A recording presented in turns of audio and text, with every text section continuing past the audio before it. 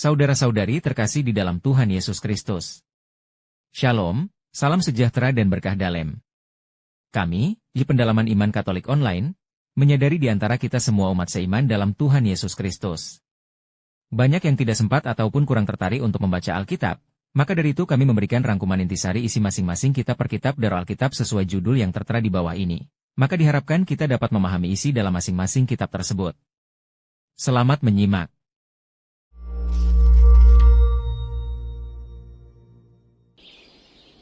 Selama beribu-ribu tahun, setiap pagi dan sore hari, orang-orang Yahudi telah berdoa dengan menggunakan kata-kata yang terkenal ini untuk mengekspresikan ketaatan mereka kepada Allah.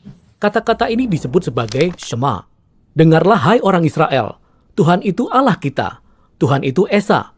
Kasihilah Tuhan Allahmu dengan segenap hatimu, dan dengan segenap jiwamu, dan dengan segenap kekuatanmu. Mari kita pelajari kata kunci yang kedua dalam ayat ini, Tuhan, yang seluruhnya ditulis dalam huruf besar. Ini adalah nama pribadi dari Allah Israel. Kita pertama kali mempelajari arti dari nama ini dalam kisah Musa dan semak duri yang terbakar dalam kitab Keluaran pasal 3. Allah menampakkan dirinya kepada Musa dan mengutus dia untuk membebaskan orang Israel dari perbudakan. Tetapi Musa bertanya, bagaimana jika orang-orang bertanya tentang nama Allah yang mengutus aku? Maka Allah menjawab, katakan kepada mereka, Ehyeh telah mengutus aku kepadamu. Nah, dalam bahasa Ibrani, Ehyeh berarti akulah. Dengan kata lain, nama Allah berarti dialah yang ada dan yang akan ada. Keberadaan Allah tidak bergantung pada siapapun atau apapun. Allah memang benar-benar ada. Tetapi akan aneh kedengarannya jika Musa berkata kepada orang Israel, akulah aku yang telah mengutus aku kepadamu. Hanya Allah yang dapat berkata, akulah aku. Jadi dalam kalimat berikutnya, Allah memberitahu Musa apa yang harus ia jelaskan. Yahweh, Allah nenek moyangmu, telah mengutus aku kepadamu. Nah, kata Yahweh merupakan bentuk kata kerja dialah dalam bahasa Ibrani kuno. Dan inilah nama pribadi dari Allah Israel yang muncul lebih dari 6.500 kali dalam perjanjian lama. Nah, ada yang menarik di sini. Selama berabad-abad, orang Israel telah berusaha untuk menghormati kesucian dari nama Allah ini. Jadi kalau mereka sedang membaca kitab suci bahasa Ibrani dengan suara keras dan menemukan nama ini, mereka tidak akan mengucapkannya dengan kata Yahweh, melainkan dengan kata Adonai, yang berarti Tuhan dalam bahasa Ibrani.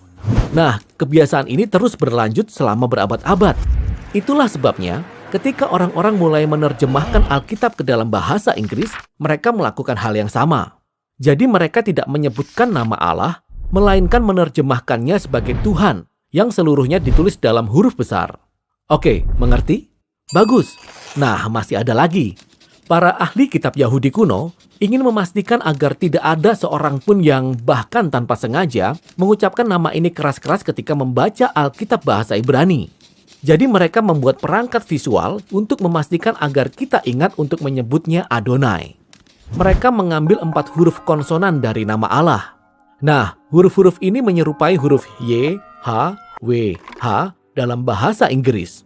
Kemudian mereka menambahkan 3 huruf hidup dari kata Adonai dan menyatukan semua huruf ini menjadi suatu kata buatan yang jika diucapkan akan berbunyi Yahovah. Namun tidak ada orang Israel yang mengucapkan Yahovah. Ini hanyalah sebuah visual untuk mengingatkan kita agar mengucapkan kata Adonai.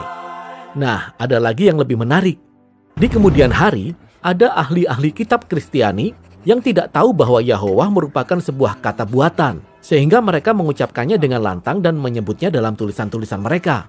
Kata inilah yang akhirnya diserap ke dalam bahasa Inggris menjadi Jehovah, dan masih digunakan oleh banyak orang sampai saat ini. Tetapi yang paling penting adalah kata Tuhan, yang seluruhnya ditulis dalam huruf besar, mengacu pada nama Allah. Jangan samakan dengan kata Tuhan yang tidak seluruhnya ditulis dalam huruf besar. Tuhan. Kata ini sebenarnya merupakan kata dalam bahasa Ibrani Adon yang berarti Tuhan atau Tuan. Kata ini dapat mengacu pada orang-orang seperti raja atau tuan dari seorang hamba, atau bahkan seorang gembala atas domba-dombanya. Dan terkadang para penulis Alkitab juga menggunakan kata ini untuk mengacu pada Allah, seperti dalam ungkapan Tuhan seluruh bumi atau Tuhan segala Tuhan. Namun di balik semua kata-kata ini, Jehovah, Tuhan, Adonai, terdapat nama yang sebenarnya dari Allah Israel yang mengacu pada dia di masa lalu, masa kini, dan masa yang akan datang selama-lamanya.